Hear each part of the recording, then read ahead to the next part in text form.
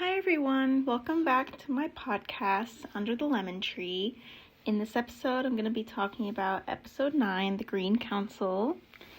So I guess I'll start with just some general thoughts and reactions. This was a very suspenseful episode. I like how in the inside the episode, they kind of talked about how they wanted this to feel like a classic, like suspense thriller. We're trying to find Aegon and we're learning more about him as a character and a person, seeing the person that's about to be crowned king. And I thought it was really fascinating, giving, greater insight into how involved Aegon is and like the twisted underworld of King's Landing, and just seeming to emphasize even more so how unfit he is to rule and how much he doesn't desire that. Rhaenys and Meleys, of course, were absolute showstoppers in this, and that was probably my favorite scene in the entire episode. I've never loved Rhaenys more than in this moment, just in this show of strength, and, how Brian Condell said in the inside the episode that she's not this passive person. She's not just going to sit back, and I felt like she was really taking charge and really putting her foot down, showing what side of the war she's on, and the fact that she could have easily just wiped out all the Greens right there, but she chose mercy. Of course, part of me was disappointed. Part of me just wanted her to Dracarys them and avoid the whole war. But, it definitely shows something about her character. And, I'll get more into that later in this episode. It just really feels like, I feel like I've said this about several of the episodes, but you can feel the threat of war just looming right over the horizon. Like, it feels like we really are on the brink of war now, and that war is about to break out at any moment. And that's something I really liked about this episode, and I'm excited to dig into it, share some of my thoughts. So starting right from the beginning, I love just how solemn, and somber and kind of eerie the Red Keep looked right at the beginning of this episode. It was so empty in the wake of Viserys' death. It's like they wanted us to feel his absence. Like, the Red Keep just looks so cold and so vacant without him. And it's so interesting when you contrast that with the way the Red Keep was in the beginning of the story. Very lively, very full of people, very, full of light and fire and happy. But now, without him, it's so vacant and so cold. So right away you can feel the weight of his loss and his absence for sure. And the only thing breaking that silence and that stillness and that emptiness is a little bird, a little spy master walking around, going to Talya, telling her the king is dead, who then, goes to the queen, which is just amazing that the first person to find out that the king was dead was a little spy in the Red Keep, which I think is interesting because I think that ties into what Larys tells Alicent later about how there's a whole network of spies here in the Red Keep that your father, Otto, exploits, and that's how people always know what's going on here. And the fact that something that significant, the death of the king, which obviously will have major consequences for the show and will lead to this succession war to come. The fact that not even one of the people within the official royal court and the royal family found out about this first. It was one of the spies within the Red Keep, taking their secrets and selling them and using them for their own devices. And I think that's a big tell. It shows just how powerful this network of spies is and how this is something, either to be wiped out, taken out at the root, taken out at the head, like Larys says, or something to, exploit and use to your own advantage and use that power to benefit you the way Otto does and the way Larys does. So it's interesting, and I feel like seeing no one except this little spy walking around just this very vacant, cold, empty Red Keep reminded me a lot of what Viserys said in the first episode after his wife and son died. And, right away, they had a small council meeting to try and determine who the successor would be. And, Viserys wasn't having any of it. He said, my wife and son are dead, and I'm not going to tolerate these, crows, I think he said, or rats coming to feast on his corpse, or feast on their corpses, which is interesting because it seems like these little spies, are an example of the little crows, little rats coming to feast on his corpse. These are people who, now that Viserys is dead, people are, in a race against time to try and install who they think should be heir. And Alicent and Otto are on a race against time to get to Aegon first, to manipulate him and install him as heir, with their own intentions in mind. So I think it's interesting. It's almost like Viserys was foretelling what was to come. The way he felt like people were, quote unquote, feasting on the corpse of his wife and son for their own means. That's exactly what people are doing in this episode, with his corpse, in the wake of his death. So I thought that was really interesting. And then after Talya tells Alicent that the king is dead, and she rushes out and says, Talya, stay here, don't tell anyone. And she obviously goes and tells Mysaria, because Mysaria seems to find out not too long after this. And I thought it was interesting how a little while after this, we see Talya lighting candles in a window. And it seems like she's being very secretive. She keeps looking over her shoulder, like she doesn't want to be caught. And I wonder if this is a secret signal, if her lighting these candles is her signal to Mysaria for them to meet and exchange information. And if that's the case, this really reminded me of Game of Thrones, because we see that Sansa in season 5 in Winterfell, she uses candles as in a window as a means of secret communication. So this felt like a little bit of a callback to that, or gave me the impression that that's what these candles were for, that it was a secret signal, that, it's time for a certain message to be sent, which, I wonder if Talya was alerting Mysaria, because that's definitely the impression that I got. Moving on to when Alicent then goes and meets with her father to talk about how Viserys is dead, and to express that, according to her, on his deathbed, he told her he wants Aegon to be king, which of course we know that not to be true.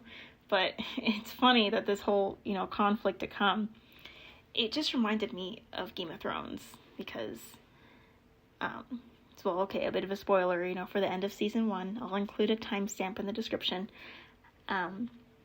This is just like when King Robert Baratheon gave his dying wish on his deathbed, and the only witness there was Ned Stark. It's like, when it comes to a king's final moments and his final words, ideally, you gotta have multiple witnesses. You need to have several people in that room. Because when there's only one person, like Ned, like Alicent, it raises questions of, whether or not that person is gonna be believed, and, whether or not this person is telling the truth about what the king's last words were, or if they're just trying to, exploit it for their own devices. I mean, Ned Stark even got Robert's last words in writing, and got Robert to sign it, but it didn't mean anything, because, Ned was the only witness. And by the time he brought the decree forward, Joffrey was already named king, and Cersei ripped it up right in front of his face and said, his words don't matter, we have a new king. And it seems like there's a similar issue here, If there were multiple witnesses, perhaps Alicent might not have so easily been able to claim that, Viserys wants Aegon to be king. Of course, that might not matter anyways, because Otto and the small council clearly already had a plan to put Aegon in place, as they made pretty clear earlier, so it might not have mattered what Viserys said anyway. But it seems like a crux of this is Alicent is insisting that these are Viserys' dying words. And, made me wonder if Alicent really does believe that or not. She doesn't know anything about the Song of Ice and Fire, about Aegon the Conqueror's dream, on his foreseeing of the future. So she doesn't have any context for what Viserys is talking about. He just hears Aegon and Prince, and you have to do this, and kind of just jumps to her own conclusions. So yeah, it made me wonder if she truly believes that this is what Viserys meant, or if she kind of is just jumping to her own conclusions and making her own, interpretation of what Viserys said because she already wants her son to be king. So I think there's some interesting ambiguity there. I'd love to hear what you guys think, if Alicent truly believed that's what Viserys meant, or if she was kind of twisting what she heard to hear what she wanted to hear. And at first I was kind of confused why she was so disturbed to find out that the small council and her father had been planning to put Aegon on the throne all along. Because, if she wanted her son to be king anyway, I was wondering, why is she so disturbed to find this out? But then, in the inside the episode, they said that despite the fact that she wanted Aegon to be king, she didn't want to go about it in such, a dastardly way, and clearly didn't want to have Rhaenyra killed.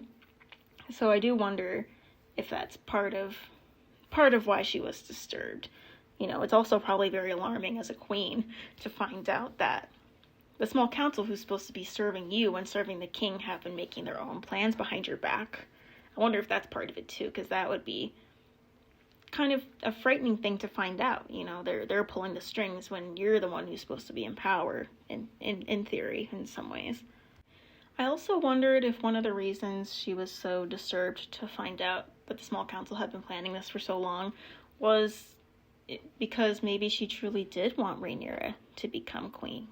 I did really believe her during that, Thanksgiving dinner scene, as people were calling it, in the last episode, where she, raises her cup to Rhaenyra and says you'll be a good queen, the same way she said in episode 3 that Rhaenyra would be a good queen. It made me wonder if she really felt that, if she really believed that, because it felt very authentic to me when she said that. I wonder if perhaps she was coming around to the idea of Rhaenyra being queen, but I wonder if hearing these last words from Viserys that she interpreted as him saying Aegon should be king kind of rocked her world, I guess, made her change her mind. But then again, if these vague words from Viserys that don't have much meaning or context to her, if that was all it took to sway her into thinking that Aegon should be king over Rhaenyra being queen, makes you wonder if she wanted Aegon to be king the whole time. If he could be swayed that easily by something so vague, So yeah, I guess I have my own questions of whether or not she really wanted Aegon to be king the whole time, or if she really was coming around to the idea of Rhaenyra taking power and just Viserys' last words changed her mind. I'm not completely sure, but it is interesting seeing how either way she didn't want Rhaenyra and her sons and her children to be killed. It was interesting during the small council meeting seeing, how stressed she was, and she didn't want it to come to this. It seems like she really cares for Rhaenyra in some sense in this way. She doesn't want to see her killed. She doesn't want this to happen, Later in the episode, she talks about how she wants to send terms to Rhaenyra that she can accept without shame so that Aegon can be king, but she's hoping to not make Rhaenyra feel slighted. So I guess, all in all, that it seems like that was her goal, perhaps. To put Aegon in power, but to not have that lead to the death of Rhaenyra and her children, or any other, dastardly outcome like that. It just makes me wonder, what did she think was going to happen? Did she think that the whole small council was going to agree that the rivals to Aegon's rule should be kept alive? That's something we see a lot in Game of Thrones, People, in order to secure their own claim, kill others who could be perceived as their rivals. So it makes me wonder if Alicent truly believed that the small council would be on the same page with her as far as giving terms to Rhaenyra and not killing her, or, you know, she was genuinely surprised saying that they wanted to kill Rhaenyra. Because that doesn't really surprise me, but it makes me wonder why it surprised her.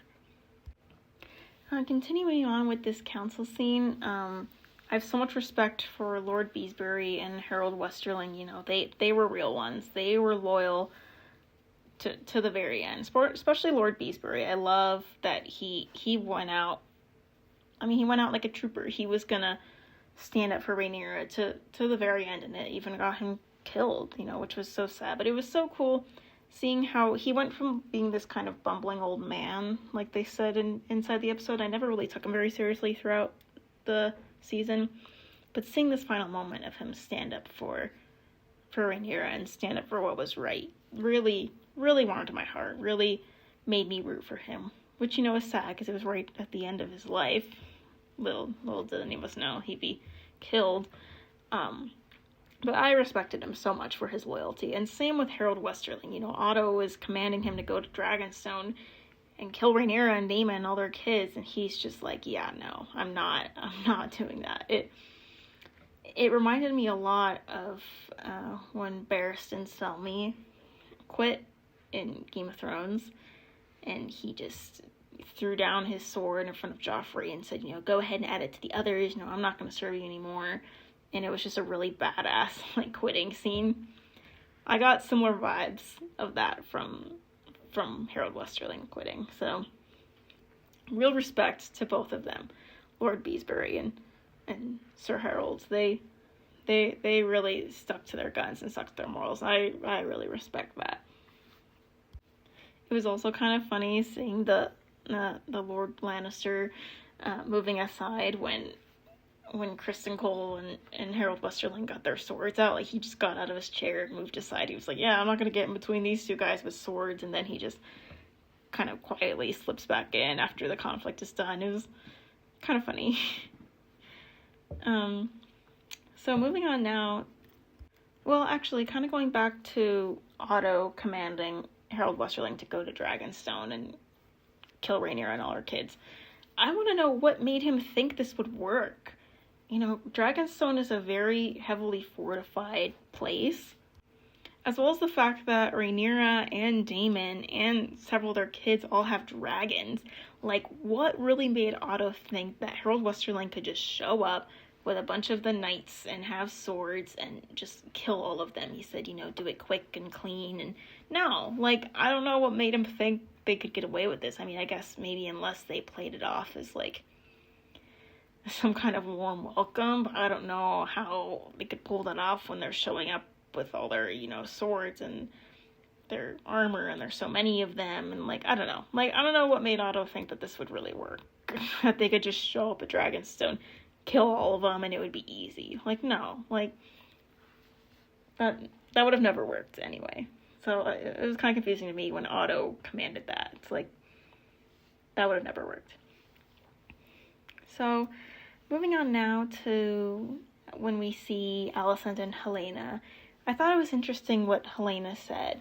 Well, I like paying a lot of attention now, of course, to what Helaena says, since she seems to be able to tell the future and be kind of a dreamer in that sense. Her words seem to have a lot of importance, so I definitely like paying attention to what she has to say.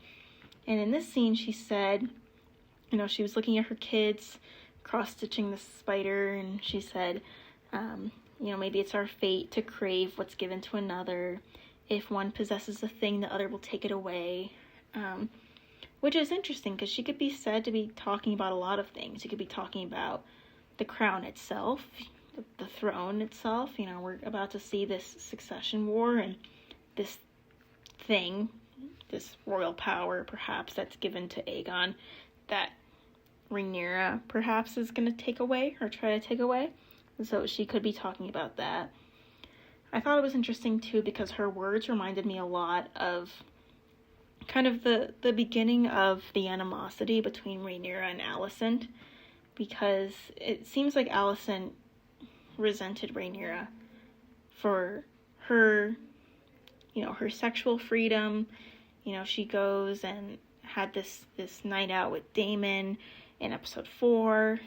She confronts her about it, and, now Rhaenyra has had these bastard children who she's been able to get away with passing off as trueborn, even though everyone knows the truth, and in that fateful scene in episode 7, when she tries to, stab Rhaenyra and maim her son, and she confronts Rhaenyra for, getting away with everything, pretty much, because of her royal privilege, and, she seems to resent Rhaenyra for that in that moment, and so it seems like the root of some of their animosity is the fact that Alicent resents Rhaenyra for seemingly getting away with things, specifically things involving, like, sexual, quote-unquote, what she sees as immorality, you could say.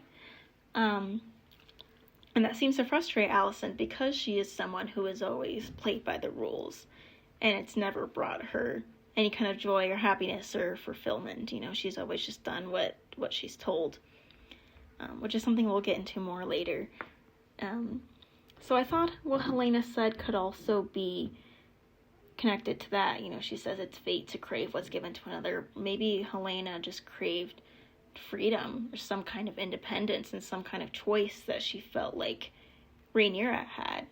She got to choose Harwin Strong, essentially, and chose to make him the father of her children. She got to choose Daemon and marry him, so it makes me wonder if that could be something that Helena's speaking to as well, that perhaps Alicent craved what was given to Rhaenyra, that privilege and that freedom.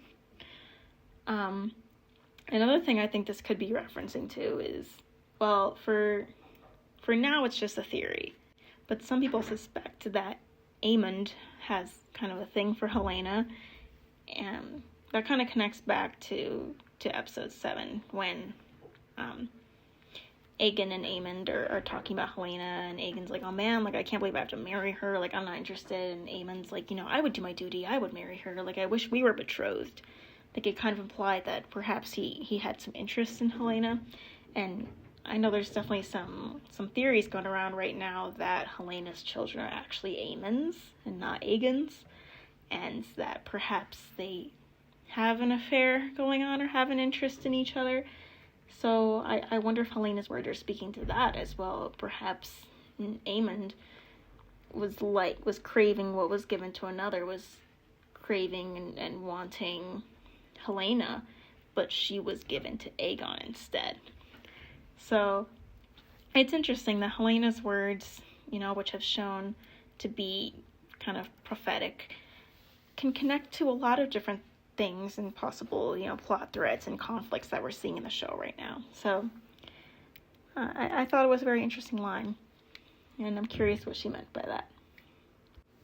Going off of that, I'm curious as to what her beast beneath the boards line means. Now, we've heard that several times by this point, and it seems like it can refer to a lot of things. It could refer to the system of spies in the Red Keep. You could say they're kind of underground beneath the boards of the Red Keep. So she could be saying, beware that beast. It could be more generally just talking about corruption boiling up in the Red Keep. I've heard some say that they think her beast beneath the boards line was referring to Rhaenys and Meleys, who came up through the floorboards, you could say, through the floor at the end of the episode. So yeah, I'm still curious as to what she means by that. I would like to hear what you guys think, because I've heard several theories. Something that I like is throughout this episode, there's this musical theme, like this tune, the same melody that continues throughout most of the episode, but it just kind of changes shape, changes form a little bit, changes its sound to kind of fit with the mood of the scene. It kind of rises in intensity after this scene with Helaena, when all the servants are being locked in so they can't go and spread the word. It starts from the very beginning of the episode, very solemn and somber, as we see how empty the Red Keep is, and I think it's interesting that they just can continue this same musical theme throughout the episode and just change its shape and its tone a little bit to fit the mood of the scene. I thought that was a really interesting detail.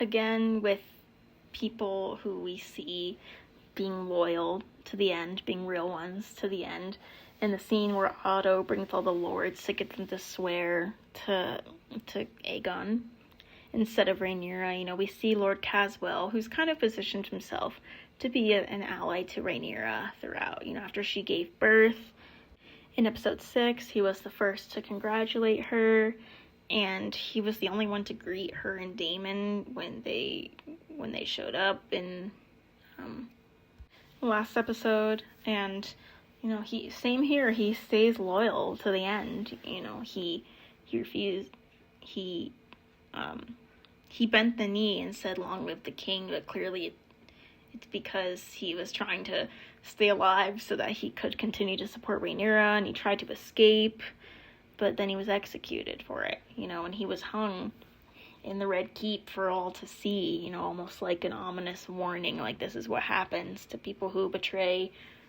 the crown. So, another character in this episode, loyal to Rhaenyra to the end. I really respect it. I also wonder what happens to House Fell. They pretty overtly say, we're keeping faith with Rhaenyra and we're keeping our oath, and then they're just led away by guards, and it made me wonder, were they executed just like Lord Caswell was? Because I don't remember seeing them after that, so I do wonder if they're still alive or not, and if they'll play a part later. And here, as Eric and Ark and Criston and Aemond are all searching the streets for Aegon, it's interesting, we really get an inside look into the kind of person Aegon is, and how much he, enjoys the depravity of these children fighting viciously. And, we're getting some more insight into the fact that he doesn't have, a good character. He's not a good person, and he, by extension, wouldn't be a good king. And he even states later that he's not interested in being king at all, that he doesn't have the temperament, he's not suited for it.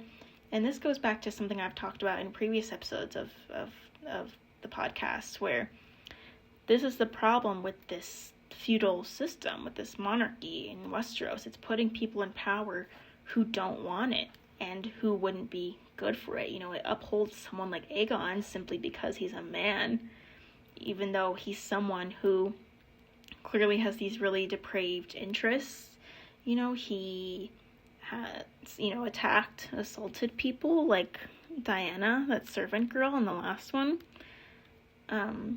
He also just has no interest in ruling, and it's sad that this kind of system would uphold that person or someone like that as the ideal heir over someone perhaps who is interested in it, and someone who seems to have a better temperament and more wisdom and more of an interest in being a ruler like Rhaenyra, and it overlooks her simply because of her gender. So it's interesting, we're seeing the development of this idea, and something that I've talked about before, how this is the problem with this system, and this is why this system needs to be challenged and needs to be overthrown. And that's what I respect so much about Rhaenyra and her supporters, because that's what I see as them trying to do. Rhaenyra is defying this system by advocating for her own place on the throne, with the support of her father. But she says she wants to create a new order, where women like her can be heir. We also see in this search for Prince Aegon that he has a bastard, and that it likely is one of many. And as we know from Game of Thrones, royal bastards are a problem because they could be possible claimants to the throne. This is probably why Alicent gave Diana in the last episode moon tea, to ensure that Aegon didn't impregnate her with a royal bastard, who then, the issue with royal bastards is when they grow up, they can stake their own claim to the throne because of their royal blood. Kind of dipping back into Game of Thrones spoilers, again, I'll put a timestamp in the description. We see, one way this issue of royal bastards is is addressed is in really dastardly ways, you can say. When Joffrey finds out that he might be Cersei or Jaime's bastard, and that he might not therefore have a claim to the throne, but that the real king, King Robert, has many royal bastards throughout the city. Although he doesn't necessarily believe that he's a bastard, he understands that some people do believe it, so he orders all of King Robert's bastards to be murdered, just to make sure that none of them can compete with his claim to the throne. So I think it's interesting that here in House of the Dragon, we're seeing kind of the seeds of another similar potential conflict coming up. When there's royal bastards around, they can stake their own claim to the throne, and it can lead to more succession problems. So it's interesting how we're seeing the roots of that established here in this episode, an issue that we also saw explored in Game of Thrones. So, and then, Aemond gives this speech to Criston Cole about why he believes he should be king and why he thinks he would be good at it. It's a very Renly Baratheon-esque speech, like we saw in Game of Thrones, where he says to Ned Stark, he says, I should be king. I would be a good king. People like me. I'm a pleasant person. I should be king. So it definitely gave me Renly vibes when he said this. A very Renly speech. I thought it was interesting, too, how Criston Cole replies to Aemond by saying, I know what it is to toil for what others are freely given. Which again ties back to Helena's line about wanting things that are given to others. And at first I was trying to figure out what Criston meant by this exactly. I wonder if he was talking about, his own status in the world, as a Kingsguard, as a knight. Clearly this was something he had to work for, whereas that kind of status, you could argue, was just given to someone like Prince Daemon because of his royal status, or, something that he seems to resent about Rhaenyra is he calls her spoiled. Perhaps he sees her royal privilege as something that freely gives her certain privileges and freedoms that he, as, someone not even from a very particularly, prominent royal, noble family or anything like that, doesn't have opportunities like that. So I wonder if that's what he was talking about, his own place in the world in comparison to these royals, especially Rhaenyra, someone he holds a lot of bitterness and resentment for. And I thought it was interesting how that connects back to what Helaena said earlier. Moving on to when we see Larys talking to Otto, and Otto mentions how Larys has been spending a lot of time with Alicent, and Larys is like, well, that can ultimately be of benefit to you, Otto. It made me wonder what Larys's end goal is, if he's trying to build an alliance with Otto, but at the same time with Alicent. I wonder if Larys's goal really is just power and influence and control, and perhaps he sees this just as another opportunity to, it can have this alliance and this power over Alicent. Perhaps he wants that as well with Otto. He wants to perhaps, increase his influence, his sphere of influence. Again, we hear this same beautiful musical theme continuing throughout these scenes. When Aemond and Criston are going through the streets, it's more mysterious and suspenseful. And now when we come to this scene of Viserys' body being prepared for cremation, the music has more strings, more string instruments, and it's slower, so much more somber, and very interesting. I thought it was interesting too, seeing Alicent crying over Viserys' body. I found this pretty surprising, actually, because at least, definitely by the later half of her life, I definitely did not get the impression that Alicent loved Viserys. It seems like she saw him taking care of him, physically, being trapped, in this sexual relationship with him, especially when she was just a young teen. that she was not interested in having, and taking care of children when she was very young. She seemed to just feel very trapped, in her situation. It made it hard for me to believe that she, really, really loved him and felt love for him, because, she never wanted any of this. She never wanted to marry him and be trapped in this life that her father manipulated her in having. So I was actually pretty surprised seeing her crying over him, and it made me wonder if she perhaps does mourn for him in some way, and maybe she did have a certain sort of love for him. I thought that was interesting, because I really wasn't expecting that. I'd love to hear what you guys think about what exactly she was thinking and feeling crying over Viserys' body, because I found that kind of surprising, kind of unexpected.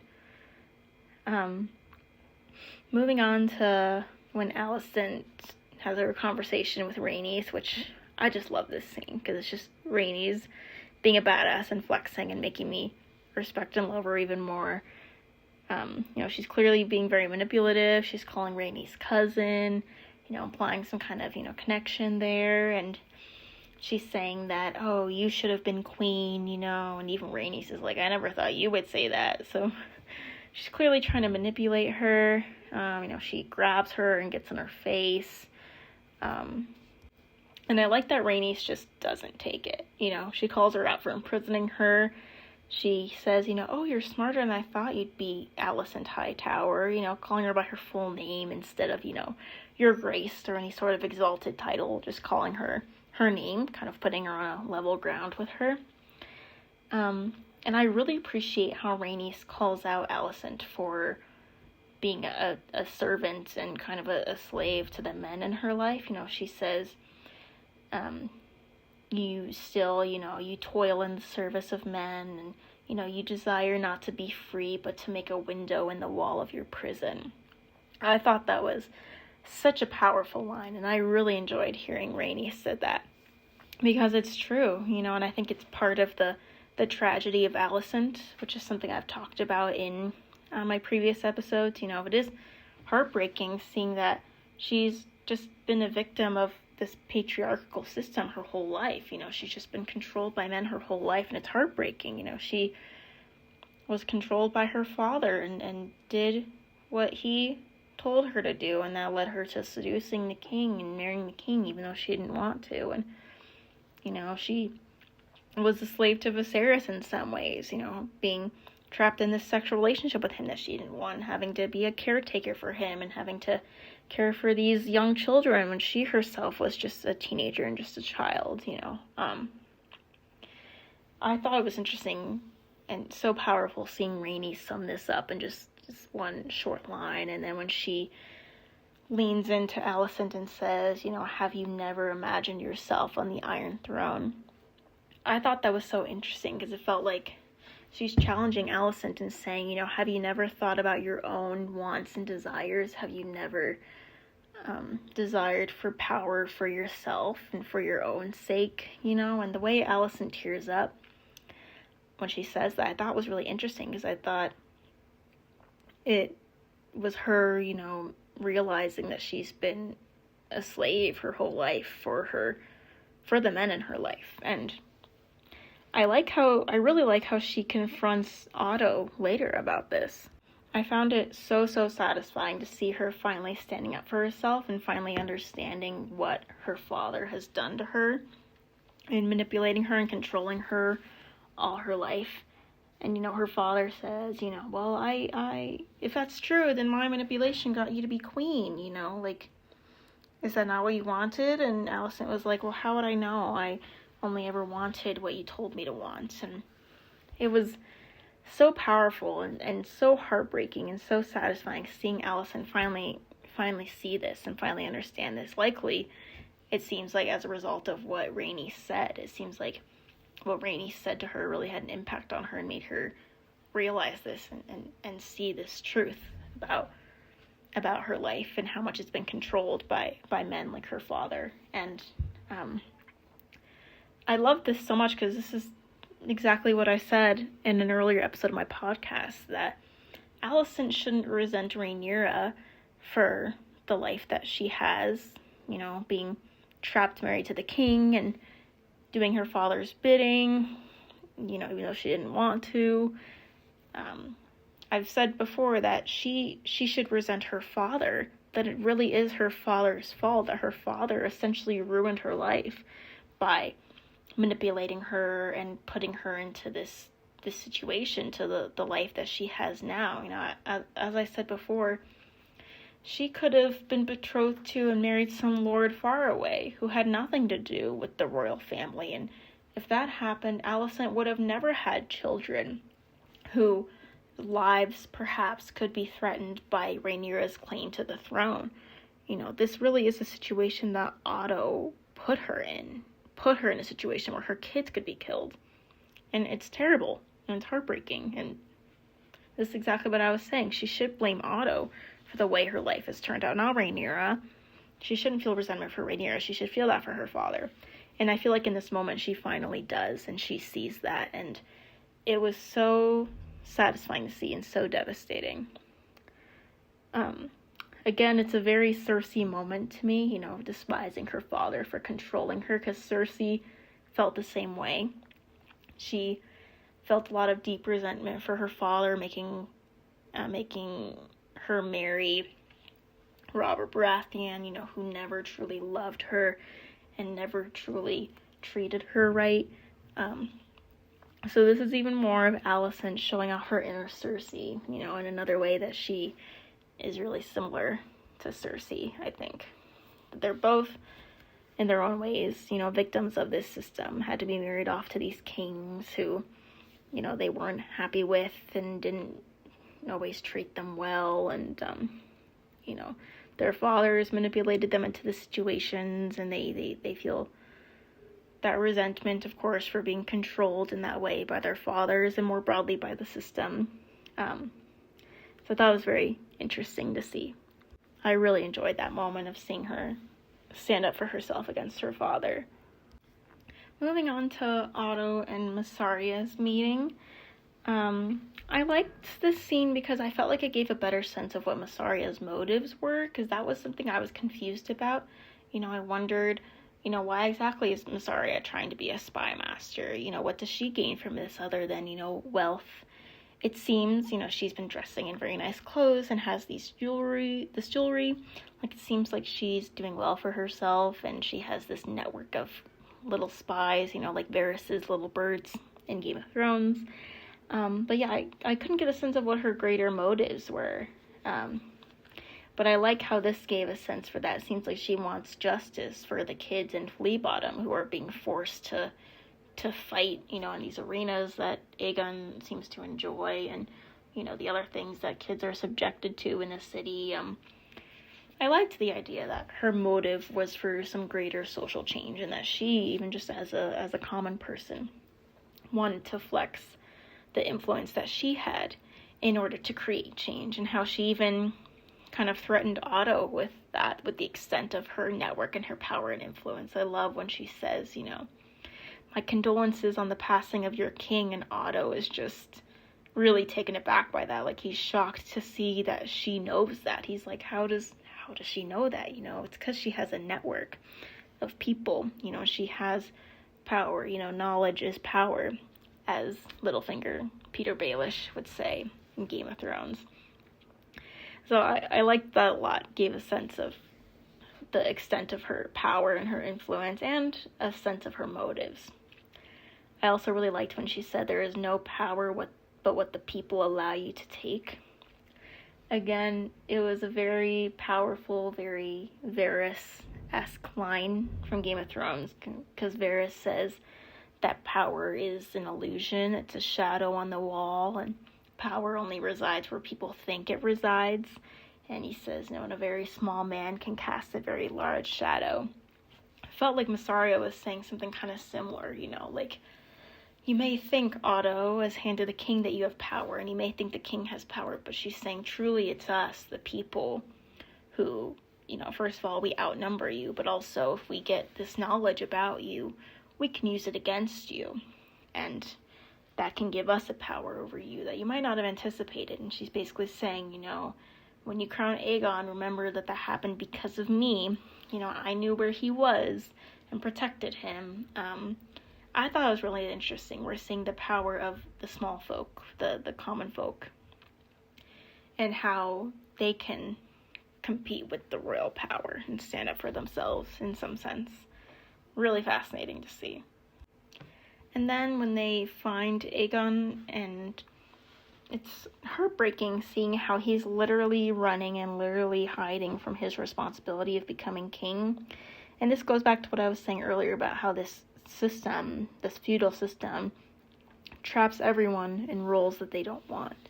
And it's sad, we shouldn't be crowning a king who is running away and hiding and trying not to be king and begging to not be king. And the way that he grabs, his brother's face and says, just let me leave, like, I'll run away and you'll never see me again.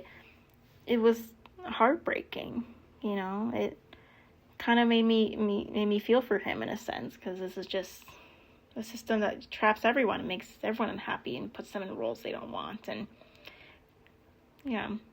goes back to what I was saying earlier, that the system shouldn't be crowning people and putting people in power who don't want it and who wouldn't be good for it, like Aegon. I also wondered why Aemond stopped Aegon from running when Aemond wanted to be king and Aegon didn't. So if he let Aegon get away, and get on a ship and run away, it's like perhaps Aemond could have been king. Like, it made me wonder why he didn't do that, like why he didn't let Aegon run.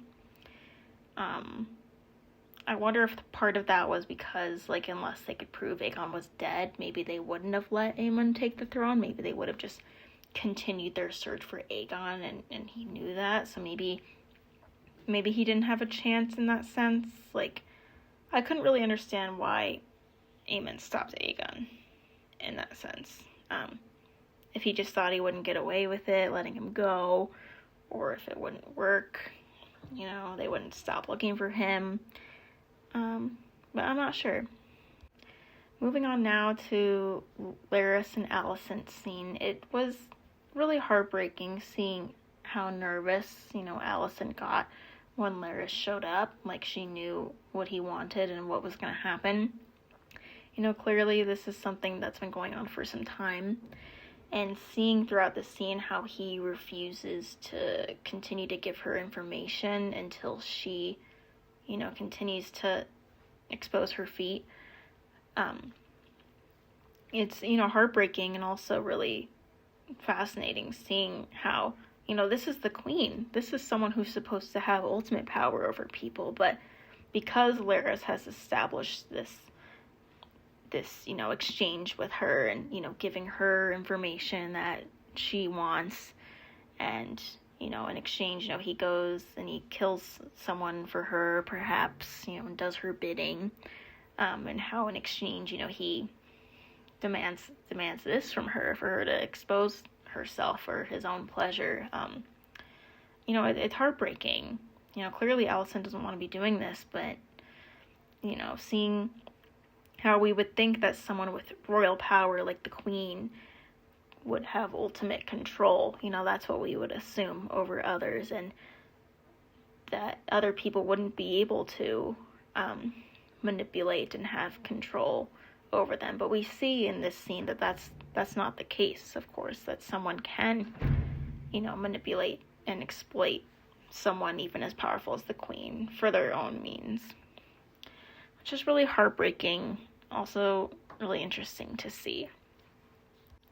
And then later we see someone, burning down this building. I wonder if it was Larys killing Mysaria, or, killing her spies. Now, he said you have to take out this problem at the head, which, Mysaria seemed to be the one running the show. So I do wonder if Mysaria is dead, and if that was him burning down, where she lives or where she works out of. Moving on now to Aegon's coronation, I just felt so bad for these poor common people. They're just having a normal day, and then all of a sudden they're getting yelled at by, like, these gold cloaks who are, like, herding them like cattle all of a sudden. They're not even telling them what's going on. They're just like, move, like, go this way, go over here. Like imagine, you're just, like, doing the laundry or something. Like, you're just a normal person having a normal day, and all of a sudden you're you're getting ordered to go somewhere and you don't even know why. Like, these poor people, like, they didn't even understand what's going on. Their whole day was disrupted. Like, felt bad for them. Moving on to the carriage ride with Aegon and Alicent on their way to the dragon pit. I liked how even Aegon wasn't convinced that Viserys named him king. It is sad, he said it's because his father didn't like him. He's like, father had 20 years to name me king, why wouldn't he do it then? And he just kind of laughs at Alicent and is like, yeah, no, even I don't think Viserys named me king. But it's sad, all of a sudden he just turns to Alicent and asks, do you love me? And I think this goes back to what I talked about in a previous episode of, to what extent is Aegon a product of his experiences? To what extent did he become the monster that he is because of, parental neglect and lack of love, or even, abuse that we've seen Alicent inflict on him? It's an interesting question, and sad to see how that neglect clearly has had an impact on him. I couldn't figure out why he was so interested in the dagger. I wasn't sure if it's just because it's a weapon, something violent, if that was what he liked about it. He seems to have this interest in violence, when we see that he likes to watch these kids fighting in Flea Bottom. I wondered if it's because perhaps he can read High Valyrian and he can read maybe Aegon's prophecy on it. So I couldn't understand why he was interested in it, or maybe just because it was something that belonged to his father and was something powerful. Maybe he knows that it's kind of an heirloom that's been passed down. I couldn't really understand why he was interested in it, but I wonder if it related to the prophecy at all, if he could read it, or perhaps if he touches the dagger and can see the prophecy. I'm not sure. I mean, I've heard some suspicions where some people think that Viserys can touch the dagger and see things like he sees in his dreams and his prophetic, dragon dreams as he interprets them, if it's a similar thing with Aegon. I don't know. Moving on to the coronation scene, something that I was thinking about, they're in this huge dragon pit and it's just Otto speaking. Like, it's not like they have microphones or a speaker or anything. I'm like, how can anyone in here hear Otto? I'm just like, dude, no one's gonna hear you past like the third row. That most of the people in this dragon pit are turning to their neighbor and being like, what did he say? Like, I couldn't help but think about that when he's just yelling his announcements across the dragon pit. I'm like, probably no one can hear him. And then moving on to Aegon's entrance, I thought the music they played here was beautiful. The subtitles say it's very powerful music, obviously very royal music, and how they have like this ceremony of these swords, and as he's walking down, he has this evil look in his eye and he's looking up at his mother. I thought that was interesting, if that was some of his resentment for her, perhaps. Maybe the way he sees it, his mother is putting him in a role that he doesn't want of being king, just like Otto put his daughter Alicent into a role that she didn't want as queen. So I wonder if there's that interesting parallel there, and if Aegon was kind of feeling resentment for his mother in that sense, and that's why he was kind of glaring up at her while he was walking through these swords up to be crowned. I thought it was interesting, too, how Helaena refused to look at Aegon while he was being crowned. That she perhaps is afraid of him, doesn't have much of a connection to him. She said in the last episode that he mostly just ignores her. Like, he clearly doesn't like her, calls her an idiot 2 episodes ago. So, that was interesting and sad. She couldn't look at him. I also thought it was interesting that, to me, Aegon looked afraid as he was being crowned. It reminded me of when Rhaenyra was named heir in the first episode, and she seemed to kind of have a look of fear on her face afterwards, at the end of the episode. And I wonder if that's what Aegon is feeling, too. Like, he's feeling the weight of what's happening, that he's becoming king, and that's a very dangerous thing, and his life is in danger because of it. So I thought that was interesting. I thought it was funny how throughout this scene, everyone kind of hesitates to clap. Otto says something announcing Aegon being king and all these things, and there's just these long pauses where he's waiting for everyone to clap, and they kind of just mumble to each other and hesitantly just start clapping, like maybe they don't really know exactly how to feel about all of this, or maybe they just can't hear him, like I was mentioning before. I just thought it was kind of funny. Almost felt like comedic relief, seeing that people don't really know what to do, exactly what's going on. They kind of hesitate. They're like, okay, I guess we should applaud now. Aegon the king, okay. Like, it was just funny. But it's also sad saying, this is a society that it's not like these common people are given a voice or the ability to voice their concerns to the government and have them care about them. Clearly, the people in power aren't, for the most part, thinking about the needs of the common people and what's in their best interest. So it's like, it's kind of sad thinking just as this common person, you could be going about your day and you're like, oh, all of a sudden we have this new leader. Like, perhaps they've never even seen Aegon in person, some of them, or most of them. It's sad how in this system, again, another problem with this system is the common people, the people who are being ruled over by this government, by these people, are not kept in the loop. They're not given information about what's happening. Things just sort of happen. They're sort of just a new leader and they just kind of have to accept it. And that's sad. They have no say over who their ruler is and how they're going to be treated by them. So yeah, just kind of interesting when you try and think about this from the perspective of the common people. We see this from the perspective of these royals. We're in the Red Keep with them.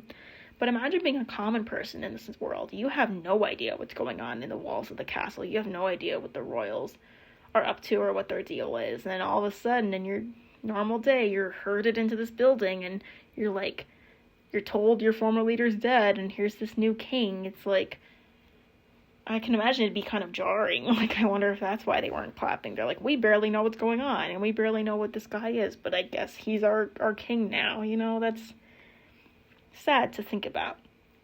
That these people really just don't have rights and don't have a voice in this world. And in this system of government. After Aegon is crowned, it is a really beautiful shot, seeing him with his arms outstretched. He's smiling as he's thrusting his sword in the air. It's kind of interesting seeing just how quickly he shifted from being, glaring up at his mother angry and then looking afraid as he's being crowned. And now he's smiling at this sea of people in front of him applauding. It's like he already loves power, which is kind of scary because he seems like the kind of person who shouldn't be given power like this. So it's interesting seeing just how quickly his feelings about it all change the moment he sees all these people cheering for him. Perhaps it's the approval and attention and everything that he always wanted. Perhaps he's seen that and he's like embracing the idea of being like, oh yeah, now I have this power, and that's scary because he's not someone, it seems, who should have that power. And then Alicent smiles, maybe this really is what she wanted all along, for her son to be king, but she just wanted it to be in the way she imagined, in her own terms, and not involving the death of Rhaenyra and her children. Something else interesting here is I noticed in this scene especially, perhaps other people have noticed it before and I haven't, that big scar that Aegon seems to have across his face, like on the left side of his face. Do you guys know where that came from? I have never noticed it really until this episode, and particularly in this scene after he's crowned. Like I don't remember a situation where he could have gotten this scar, where that came from. So I was a little confused about that.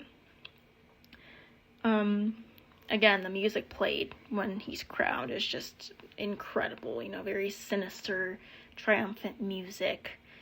Definitely gives you a sense of, perhaps what's to come as Aegon becoming king and the kind of disastrous consequences that could come from that. And let me tell you, the moment that Rhaenys and Meleys burst through the floor in this moment, I screamed. Like, I gasped. My jaw hit the floor. I did not see this coming, but man, was it such like a beautiful twist to see. Oh, I was so happy to see, Rhaenys interfering in this coronation that shouldn't be happening. It should be Rhaenyra being crowned in this moment. She's the rightful heir, and it's sad, like, this is all happening, and Rhaenyra doesn't even know yet that her father is even dead. She is away in Dragonstone. Unbeknownst to her, everything is happening, and, imagine this. One day, your father, was kind of on the brink of death, and she goes back to Dragonstone and is planning on returning on Dragonback, but then Rhaenys is going to show up and be like, actually, your father's dead, and Aegon's already been crowned. She's going to be like, excuse me, what? Like, that's so sad, So I loved seeing Rhaenys just bust in. It's the best moment of the episode for me, and for many people, I'm sure. She just looked so powerful, on top of this huge dragon, and she's wearing this armor, and she's just stone-faced, staring at the greens. Like, she really is putting her foot down and showing, like, this is what side of the war to come that I'm on. I'm Team Rhaenyra, and, it would have been so easy for her to just say Dracarys and kill them, which I was definitely cheering for that in this moment. I was like, just say Dracarys and there won't be any war and everything will be fine and we'll crown Rhaenyra and no conflict. But I thought it was interesting how inside the episode they said that she didn't do that because, of her morals, and she didn't want to do something like that to another mother, which I thought was really interesting. It shows Rhaenys' mercy. And I think that shows just how, good of a person she is and can be, having that moral standard where, she has the power to hurt all these people, her enemies in the war to come, and she chooses not to, and she chooses mercy. That definitely says a lot about her and a lot about her character, a lot of good things, very merciful person. But yeah, she looked so powerful. I loved seeing her image, the outline of her just emerge from the smoke and dust, and her just stare them down. Everyone's terrified, before this beast that, they're at the mercy of in this moment. And amazing acting of Olivia Cooke after this dragon is, roaring in her face, and she just tears up. There's so much fear in this moment. It's amazing how dragons in this way can remind people in this show, it seems like, of their own mortality and how small they are and how easily they could be killed by these huge, beautiful beasts. And I thought that was really interesting and definitely what I thought about in this moment. And like, these are some of the most powerful people in the realm, and look at them compared to a dragon and how easily they could be killed and how much they're at the mercy of this huge, beautiful thing. They're not, it's like all of a sudden their royal power doesn't matter, their status doesn't matter, because, what's a person compared to a dragon, right, as far as power and what that dragon could do to someone. So I thought that was really interesting, making these big, powerful people look so small with a dragon. And, yeah, I had so much love and respect for Rhaenys in this moment, really standing up for herself, showing the side of this war she's on, and taking off, to go tell Rhaenyra what's going on after they tried to imprison Rhaenys in a castle. She was not going to stand for that, and she was going to take charge and do what she thinks is right, and I just love that, This episode really made me respect and look at Rhaenys in a way that I hadn't as much before. I guess for most of the series, I just had the feeling that Rhaenys kind of took a back seat. Of course, she still had her opinions about things. Her and Corlys would get into arguments about how they should go about things. But more than anything, she seemed to be a bystander, and things would happen, of course, whether or not she wanted them. And I think part of that is the patriarchy, and part of that is this system, Of course, she wasn't comfortable with the idea of marrying off Helaena to Viserys, but it's what Corlys wanted, and it seemed like something she felt like she had to just accept. So, like, of course, I'm not saying it was always, like, her choice to just sit back and be more of an observer. You know, I think part of that does come down to her gender and the way women are treated in this world. But it is so satisfying and so nice seeing her stand up and take charge in this episode more than ever, more than she has so far in the series, I think. And it made me just really love her and really respect her more than ever. You know, I feel like this shows that Rhaenys truly should have been queen.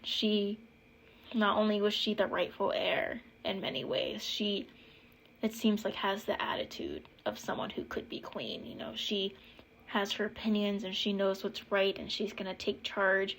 And definitely now by this point in the story, she's sick of sitting back and being at the mercy of others. No, she's going to be in charge. And I like that. I like seeing that from her a lot, and I'm excited to see what she's gonna do next, and I'm excited to see what happens next episode, you know, season finale. It's so sad that we're gonna have to say goodbye to new episodes of this show, you know, for about a year. That does give all of us fans, you know, plenty of time to speculate on what we think is gonna happen next. So, I'm very excited. And it seems like this next episode is going to be all about, you know, Team Black, Team Rhaenyra, the same way this episode was all about the Greens. So I look forward to what's next. These were all my thoughts on episode 9. I hope y'all enjoyed it. I would love to hear your thoughts down in the comments. You know, what did you think of this episode? What was your favorite part? Do you agree with my analysis or disagree? You know, let me know what you think. You can follow me on YouTube, Spotify, Twitter, Instagram, and TikTok, all at The Spring Dream. And I look forward to seeing you guys soon. Thanks for tuning in.